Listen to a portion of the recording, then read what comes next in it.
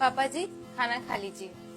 बेटा मेरा दही खाने का बहुत मन कर रहा है आज। घर में है तो दे दो। पापा जी घर में दही तो था पर अभी खत्म हो गया है। मैं आज मंगवाऊंगी तो आप कल खा लेना। ठीक है बेटा, मैं बिना दही के खाना खा लूंगा।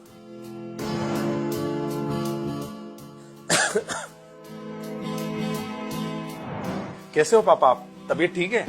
खाना खा लिया आपने? हाँ बेटा, खाना खा लिया मैंने। आज तू बड़ी जल्दी आ गया ऑफिस से।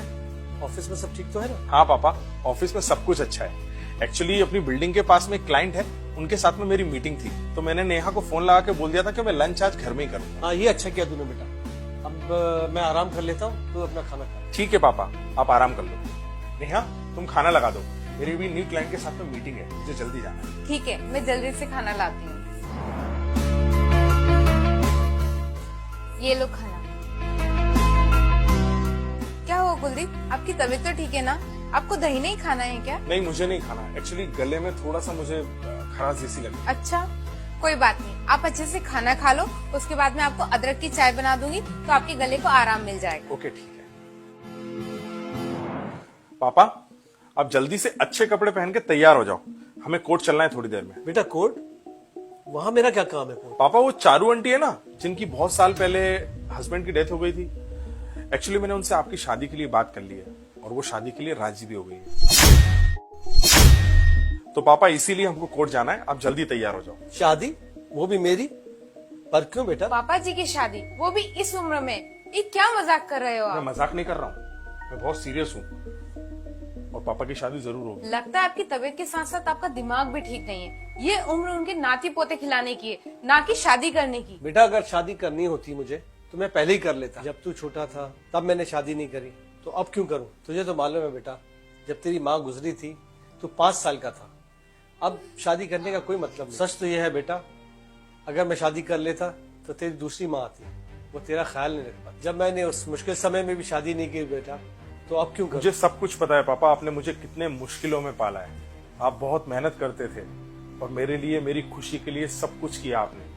और दादी ने मुझे वैसे भी सब कुछ बताया आपके बारे में। और पापा मुझे ये भी पता है कि आपके ऊपर शादी का कितना प्रेशर आता था पूरे परिवार की तरफ से। और पापा आपने मुझे बचपन से पाला, खिलाया, मुझे इतना बड़ा किया, स्कूल भेजा और अपने बिजनेस की हर एक चीज मुझे सिखाई।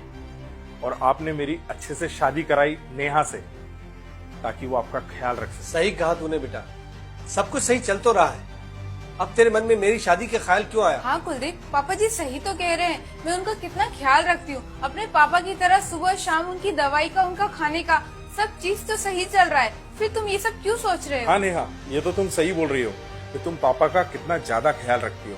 इसलिए मैंने एक चीज सोची है, पापा की शादी के बाद हम दोनों किराए के घर में रहेंगे और फिर मैं जो पापा की कंपनी है उसमें एम्प्लॉय की तरह काम करूंगा और एम्प्लॉय की तरह हर महीने सैलरी लूंगा उनसे। मुझे ये समझ में नहीं आ रहा कि तुम्हें हो क्या गया है। तुम ऐसी भेकी भेकी बातें क्यों कर रहे हो? नेहा मैं बिल्कुल ठीक हूँ और मैं जो भी बोल रहा हूँ ना, अपने होशो हवास में बोल रहा हूँ। मैं बस ये बताना चाहता हूँ आपको, जिस इंसान ने मेरे लिए पूरी जिंदगी कुर्बान कर दी है, उस इंसान के लिए क्या मैं इतना सा नहीं कर सकता? और पापा ने मेरी खुशियों का हमेशा ख्याल रखा है, मैं क्यों नहीं रखूंगा? मेरी भी तो जवाबदारी बनती है ना मेरे पापा के लिए। और वैसे भी पापा ने मेरा इतना ख्याल रखा है ना, वो मैं इस जिंदगी में क्या 7 जन्मों में भी उनका एक कर्ज नहीं उतार पाऊंगा। मुझे पता नहीं कि पापा का मैं इस जन्म में अच्छा बेटा बन पाऊंगा या नहीं, लेकिन हाँ उनके लिए मैं इतना तो कर सकता हूँ कि एक कटोरी दही का इंतजाम तो मैं कर ही सकता हूँ। बेटा मेरा दही खाने का बहुत मन कर रहा है आज। घर में है तो दे दो। पापा जी घर में दही तो था पर अभी खत्म हो गया है।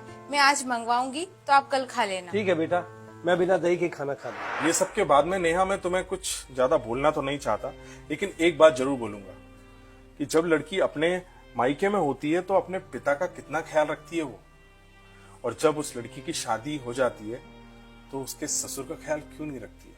मेरी सभी बहुओं से रिक्वेस्ट है कि वो अपने माता पिता के जैसे अपने सास ससुर का भी ख्याल रखें। वीडियो अच्छा लगा हो तो शेयर जरूर करना।